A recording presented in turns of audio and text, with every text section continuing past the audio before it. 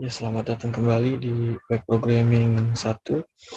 Untuk kali ini yang kita ulas dulu sebentar di web pertama, yang pertemuan pertama kemarin kita sudah membuat belajar mengenal bahasa HTML. Kemudian kita sudah membuat tabel, cara membuat tabel dan menampilkan sebuah kata di web dasarnya. Nah, sekarang kita akan belajar bahasa PHP. Untuk yang pertama kali ini, kita akan belajar bahasa PHP. Kalian untuk membuka localhost, jangan lupa untuk aktifkan terlebih dahulu SAM-nya, karena setiap kita ingin membuka server kita atau localhost kita harus menjalankan aplikasi SAM-nya. Karena kalau tidak kita jalankan SAM-nya, maka tidak akan terbuka server kita atau localhost kita. Diperhatikan untuk setelah kita membuka SAM-nya, jangan lupa Apache dan MySQL-nya itu dalam keadaan aktif seperti ini. Warna hijau, yang kita jalankan cukup Apache dan MySQL-nya. Kalau sudah, tinggal kalian close saja di sini. Selanjutnya, kita buat file baru di halaman yang sebelumnya, new file. Terus kalian tinggal save as, cari foldernya. Untuk di SAM biasanya di local disk C, lalu buka folder SAM, folder htdocs, cari nama filenya yang kemarin kita buat di pertemuan 1, yaitu modul underscore web 1. Nah, di sini kalian jangan lupa pilih extensionnya ya. Save as type-nya kalian ganti menjadi PHP, biasanya PHP. Nah, untuk nama filenya kemarin kita sudah membuat contoh 1 sampai dengan contoh 3. Kita buat contoh 4. Contoh 4 di save, dan jangan lupa ya untuk extensionnya PHP ini tipenya PHP, lalu di save. Nah, seperti ini. Jika sudah kita buat dulu nih struktur PHP seperti apa sih ya. Cukup kita tuliskan seperti ini aja untuk PHP, simple, kurung siku, tanda tanya, tulis PHP, enter, tanda tanya, nutup siku. Seperti ini. Ini adalah tag PHP. Beda dengan HTML. Kalau HTML dia hanya bisa menampilkan sebuah kalimat, menampilkan saja, tidak ada namanya pemrosesan atau tidak mengenal dengan istilah tipe data, variabel. HTML itu tidak mengenal seperti itu. Untuk sebuah pemrosesan sebuah data atau sebuah server, yaitu kita menggunakan bahasa yang namanya bahasa PHP. Di situ dia akan mengenalkan sebuah variabel, tipe data, proses percabangan, atau seperti apa. Banyak sekali logika yang akan dipakai di PHP. Lalu kalian save. Kalau sudah seperti ini, sama halnya dengan PHP, hampir sama bahasa pemrograman seperti C++ yang semester pertama kalian pelajari. Tetap mengenal yang namanya if, else, variabel, tipe data, dan lain sebagainya. Kita akan mempelajarinya di PHP. Jadi kemungkinan kalian sudah mengenal istilah-istilah if atau tipe data atau variabel, mungkin kalian udah nggak asing lagi. Di sini kita ingin mencontohkan aja, menampilkan sebuah kalimat menggunakan PHP seperti ini. Kalau kalian ingin lihat di webnya tampilannya seperti apa sih, seperti ini, kalian refresh dulu. Nah, nambahkan contoh 4, kalian klik, nah kosong ya, seperti ini. Lalu kita ingin menampilkan sebuah kalimat, sebuah kata di dalamnya. SH, kutip, jangan lupa titik koma. Di sini adalah kalimat ini. Kalian save aja. Kalau sudah, kalian balik lagi ke browser, kalian refresh, maka akan tampil tulisannya seperti ini. Ini adalah script PHP pertama saya. Balik lagi ke text editor kalian, kita ingin menambahkan sebuah kalimat lagi, add so, spasi, kutip 2, titik koma, di tengah-tengahnya kita kasih tulis, saya belajar PHP, lalu kalian save. Kalau sudah, kalian lihat maksudnya, refresh. Nah, di sini tulisannya menyambung ya, tidak apa ke enter ke bawah. Ini halnya sama seperti pertemuan kemarin yang satu. Bagaimana caranya agar kata yang kedua ini menggunakan baris baru, ganti baris. Kita cukup menggunakan atau menyisipkan sebuah tag BR di dalam echo-nya. Jadi ada kombinasi antara PHP dan HTML. Itu nggak akan terlepaskan ya. Jadi dia emang dua unsur yang emang saling membutuhkan. Kasih di sini BR. BR ini adalah tag punyanya si HTML ya. Jadi emang masih satu ruang lingkup dalam membuatan sebuah website. Lalu di save, seperti ini kan BR nih. Lalu di save, balik lagi ke browsernya, refresh, maka dia akan mengganti baris. Ini codingannya. Jadi HTML dan PHP itu memang tidak bisa terlepaskan ya Mas. Beda bahasa, tapi selanjutnya kita ingin belajar sebuah variabel, tapi variabel yang kalian kenal kan di mana C++ ya, di semester 1. Itu mungkin juga kalian sudah paham dengan variabel, tapi untuk PHP kita akan mengenalkan sebuah variabel, contoh variabel. Ini kalian save, terus kalian bikin baru lagi aja. Kalian save as, taruh di sini yang namanya contoh 05. Kalian bisa langsung .php seperti ini, lalu di save. Maka kalau kalian menggunakan Visual Code, dia ada logo gajahnya ya. Logo gajah di samping tulisannya itu logo PHP-nya identik dengan gajah. Selanjutnya kita ingin membuat variabel sama seperti yang tadi, kurung siku, tanda tanya, PHP, di enter, tanda tanya, tutup. Untuk membuat sebuah variabel ini sangat simpel, yaitu kalian cukup depannya menggunakan tanda $, seperti ini, lalu diikuti dengan nama variabelnya apa. Contoh nama. Ini udah termasuk sebuah variabel. Kalau di C++ kemarin, kalian tidak menggunakan tanda tanya, tapi hanya ini aja gitu ya, langsung nama variabelnya, terus langsung dikasih tipe datanya apa gitu. Tapi kalau di PHP itu harus diberikan tag $. Ini termasuk berarti dia adalah sebuah variabel. Kalau variabel itu bisa kita perumpamaan itu seperti kotak pensil.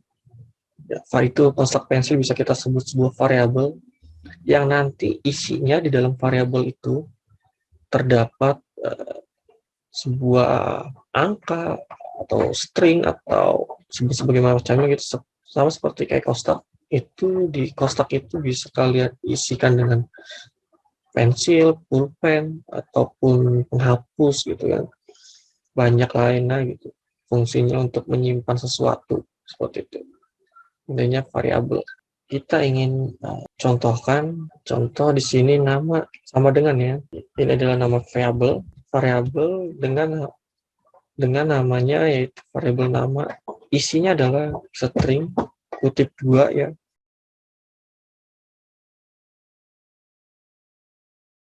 Jangan lupa titik komanya. Disusul dengan variabel yang kedua. Variabel kedua kita beri nama dengan kelas sama dengan titik 2 lagi.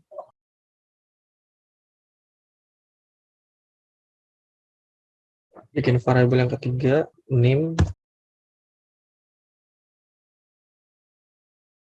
Untuk kelas kita kasih kelasnya yang nama kelas 12.03 12.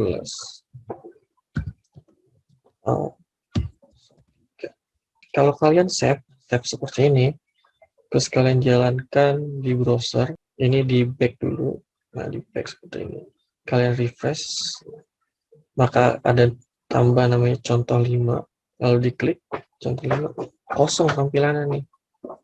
Kenapa nih kosong nih gitu kan? Padahal kita sudah membuat sebuah kata gitu di sini yang ada variabel nama, variabel kelas, dan variabel name, tapi tidak muncul di browsernya karena di sini hanya sebuah variabel saja, tidak untuk menampilkan. Untuk menampilkan sebuah variabel itu ada perintah lagi, sama halnya dengan di C++ gitu. Kalau di sini kita ingin menampilkan sebuah variabel, kita harus butuh namanya echo. Ya, sama seperti halnya dengan yang di contoh 4, di sini kita butuh namanya echo untuk menampilkan sebuah kata atau sebuah kalimat. Echo itu seperti printr, kalau yang di C++ dia menampilkan sebuah kata gitu, ke halaman. Nah, selanjutnya di sini kita tuliskan saja gitu, name saya.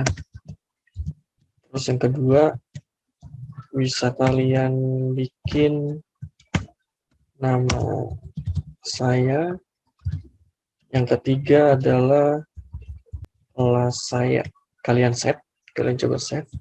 Balik lagi ke browser, kalian refresh. Di sini akan menampilkan name saya, nama saya, dan kelas saya, tapi tidak ada namanya dan name-nya atau kelasnya ya. Kita ingin isikan sama dengan ini, yaitu yang ada di variabel tadi. Di pas setelah sama dengan, kalian cukup memanggil variabelnya dolar apa nama. Jadi dia akan memanggil nih. Kalian harus sama. Kalau kalian di sini perintahnya name, berarti kalian butuhnya memanggil sebuah variabel name. Lalu kedua, tetap di dalam kutip dolar. Terus kalau nama berarti apa? Variabel apa yang kita panggil? Berarti variabel nama ya. Variabel nama seperti itu. Dan kelas pun sama, variabel kelas yang akan kita panggil. Lalu kalian save nih. Balik lagi ke browsernya. Kalian refresh. Nah, maka nampil nih variabel yang kita sudah buat tadi, yaitu name-nya, namanya, dan kelasnya. Yang kurang di sini kita kurang menambahkan BR ya, untuk ganti barisnya. BR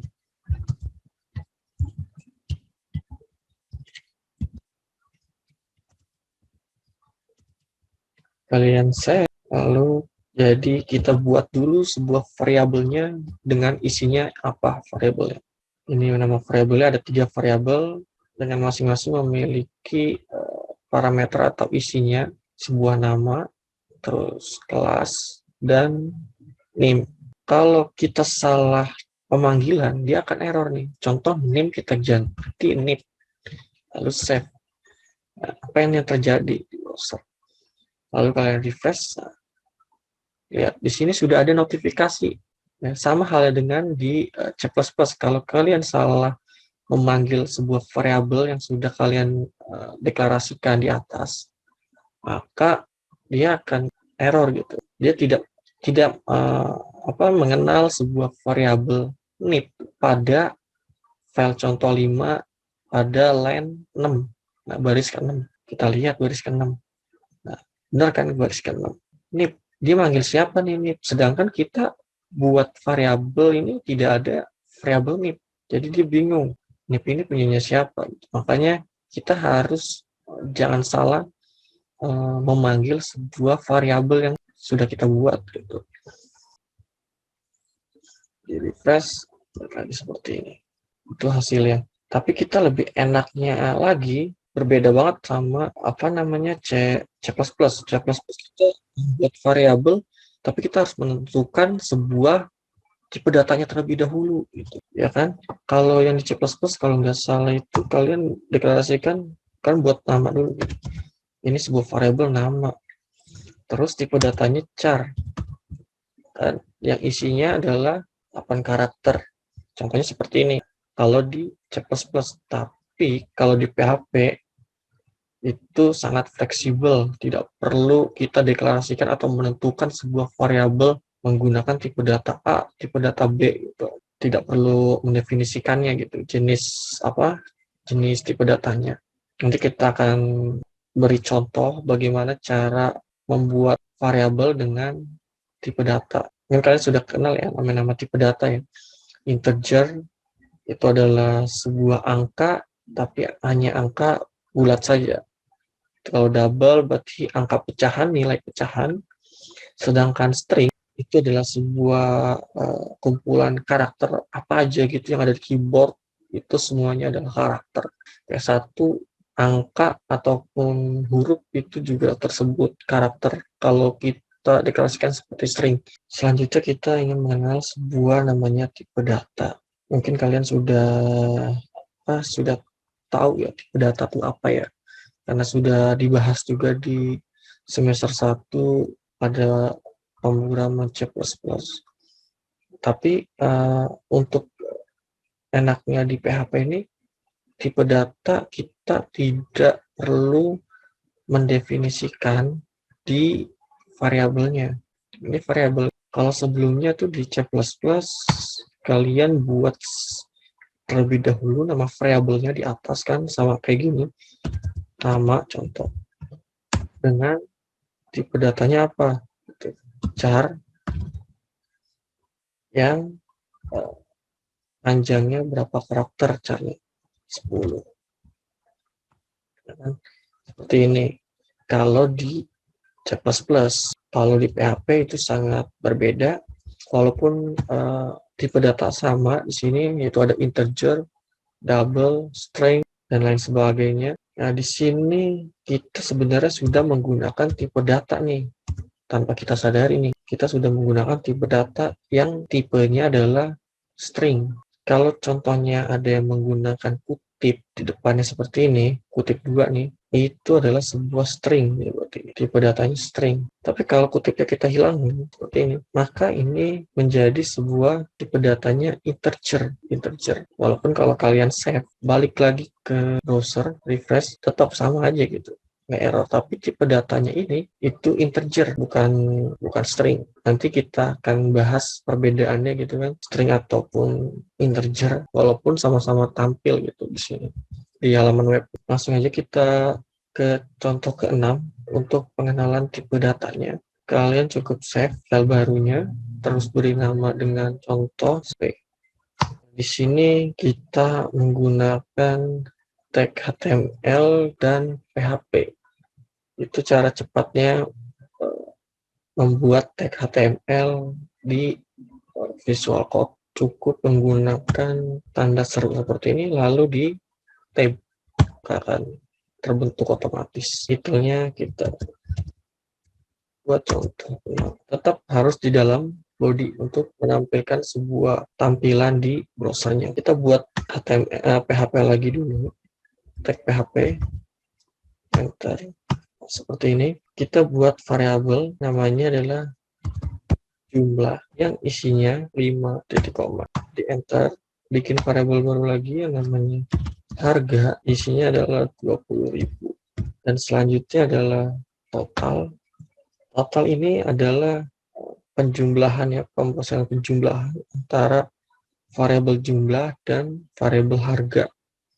Totalnya nih, ini variabel total nih. Kita buat variabel total yang isinya adalah si variabel harga dikali dengan variabel jumlah. Untuk itu selanjutnya kita ingin menampilkan variabel jumlah, terus variabel harga dan variabel total. Seperti biasa, echo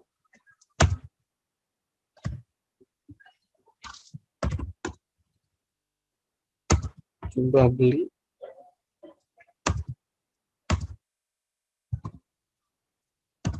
variabel jumlah berarti yang dipanggil. BR untuk ganti barisnya, lalu echo lagi harga barang,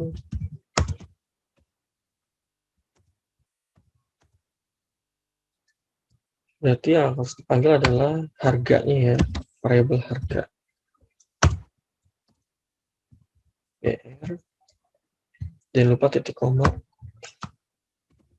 echo, yang terakhir adalah total bayar. Yang udah pasti yang akan dipanggil adalah variabel total titik.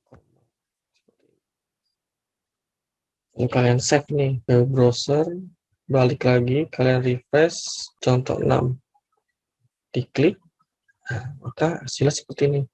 Jumlah belinya 5 nih, harga barang 20.000. Total bayar adalah penjumlahan dari 20.000 dikali 5, harga barang dikali jumlah beli. Ini adalah kita menggunakan tipe data yang bernama integer. Ya. Kalau emang kalian ada pemrosesan data atau ingin ada penjumlahan data, itu lebih baik menggunakan integer seperti ini, nggak usah menggunakan kutip, walaupun bisa aja menggunakan kutip itu. Tapi dalam etika pemrograman itu kurang bagus, ya, karena tidak ada perbedaannya. Jadi harus tidak menggunakan kutip, karena kutip itu hanya diperuntukkan untuk sebuah string. Selanjutnya adalah kita membuat contoh ke-7 ya, yaitu variabel konstanta, atau kalau kalian mungkin tahu, kalau variabel konstanta berarti kan variabel tetap yang tidak berubah-berubah, konstan. Kalian bikin file baru, lalu save, kalian beri contoh 7.php, tetap di folder modul web 1 ya. Lalu di save. Jadi selain variabel itu, sebuah pemrograman memungkinkan adanya konstanta atau variabel tetap ya.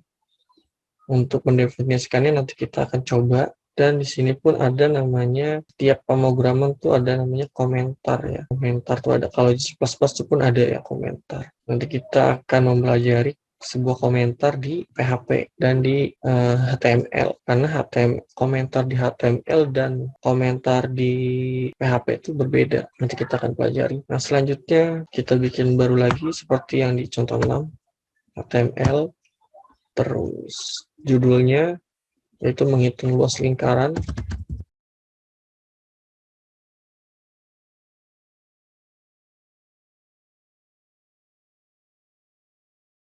Kita juga bisa menggunakan define untuk menentukan sebuah variabel.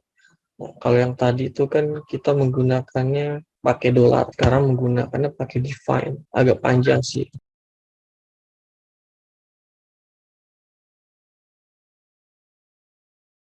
Ini ada dua variabel ya. Yang pertama adalah variabel yang namanya judul, yang kedua adalah variabel PHI-nya. Kalian save, kalian cek dulu di browsernya, mau contoh 7, kosong ya, tidak ada error. Selanjutnya kita menampilkan define PHI dan judulnya nih, karena kita ingin menghitung luas lingkaran sesuai dengan titelnya atau judulnya. Echo, berarti jangan lupa echo. Di sini langsung judul .2 seperti ini. Lalu save, coba kita lihat di browsernya, ada hitung luas lingkaran. Tidak perlu menggunakan dolar, tapi codingannya agak lebih panjang. Karena saya biasanya sih menggunakan dolar, lebih simple, tidak menggunakan define. Selanjutnya judulnya sudah nih, menambahkan judul. Sekarang kita bikin variabel baru lagi. Lalu bagaimana cara menghitung jari-jari? Echo.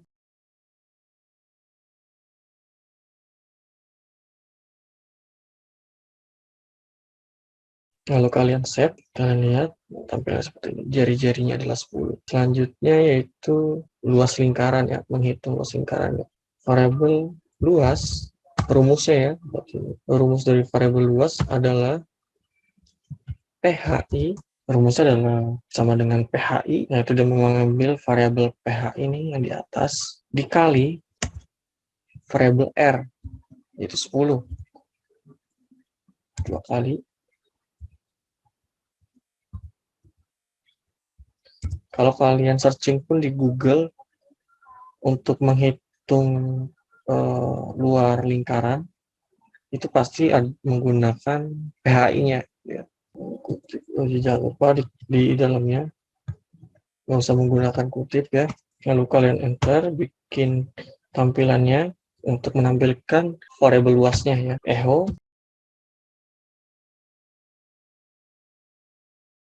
Nah, seperti ini, lalu kalian save, kembali ke browsernya, refresh, maka hasilnya 314 ya. Karena kalau kalian searching pun di Google, kalau menghitung luas lingkaran pasti ada namanya PHI-nya, nilai tetap, bisa disebut adalah variabel konstanta. Terus satu lagi, kita ingin memberikan sebuah komentar nih, biar rapih, atau kalau kalian di dunia dunia programmer, setiap codingan tuh pasti dikasih namanya komentar, biar nanti kalau si programmer A ini pindah digantikan dengan programmer baru, nah programmer baru ini tidak bingung udah codingannya si programmer A, karena setiap orang pasti memiliki logika yang berbeda-beda. Jadi kalau ingin menjadi seorang programmer, kita harus melatih kerapihan dari sisi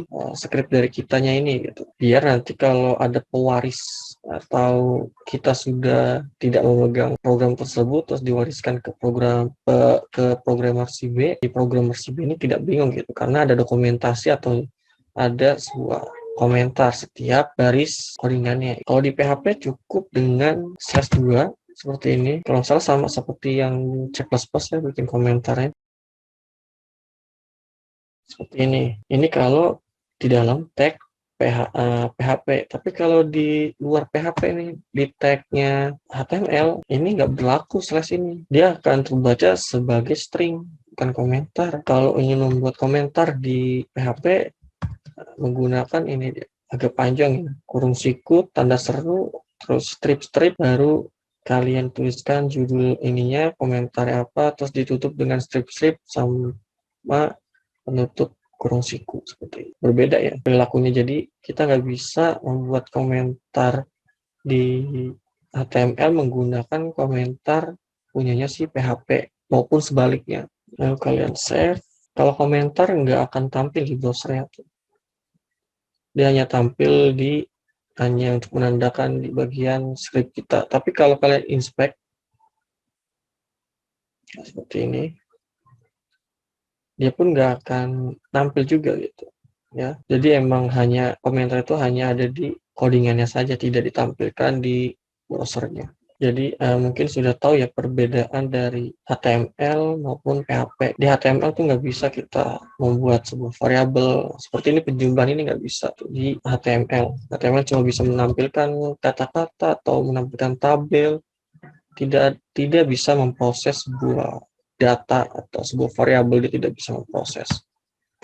Makanya dibantu ditambah dengan bahasa PHP. Jadi PHP dan HTML itu memang berbeda bahasa, tapi tidak lepas satu dengan yang lainnya, tetap saling membutuhkan ya. Mungkin pertemuan web programming 1 ini kita cuma hanya mengenalkan perkenalan dasar, yaitu PHP, tipe data, dan variabel. Jika masih ada pertanyaan atau masukan, kalian bisa komentar di video bawah ini. Saya akhiri untuk pertemuan kali ini. Sekian, terima kasih.